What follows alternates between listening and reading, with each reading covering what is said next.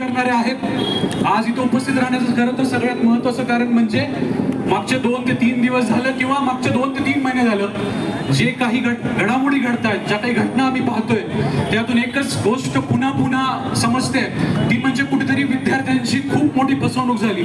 आश्वासनं देण्यात आली, सांगण्यात आलं विधानसभेच्या किंवा आपण म्हणूया विधिमंडळाच्या पवित्र जागेवरती सांगण्यात आलं की तुम्हाला इतक्या जागा वाढून मिळतील, त्या जागा याच परीक्षेमध्ये ऍड होतील असंही सांगण्यात आलं आणि ते वचन मात्र पाळलं गेलं नाही. त्यामुळे खरं तर रस्त्यावरती येण्याची विद्यार्थ्यांवरती ही वेळ आली.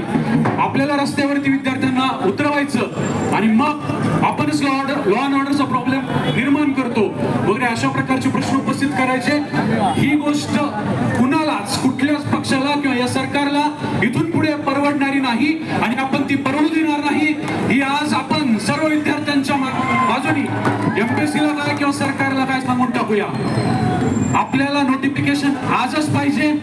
परीक्षा पुढे यस, परीक्षा पुढे जागा किती हव्यात आपल्याला? 1500. यस, कंबाईनच्या जागा किती हव्यात? यस, निकाल कोणते लावायचे राहिलेत?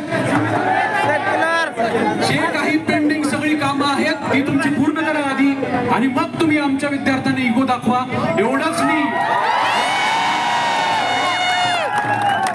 कारण एक संस्था, सगळ्या संस्था ज्या आहेत त्या सरकारच्या, त्या हळूहळू नेस्तनाबूत होताना दिसत आहेत. आम्ही नीटचं उदाहरण घेतलं, आम्ही सेबीचं उदाहरण घेतलं, कुठलंच असं उदाहरण राहिलेलं नाही, कुठलीच अशी संस्था राहिलेली नाही जी संस्था ढासळत नाही आहे.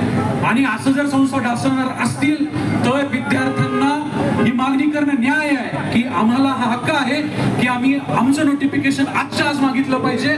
तुम्ही जर रात्री 1:20 जर नोटिफिकेशन टाकू शकता, आमच्या जीवाशी खेळू शकता, तर तुम्ही आता अर्ध्या तासात, 1 तासात पण नोटिफिकेशन टाकू शकता. हे नक्की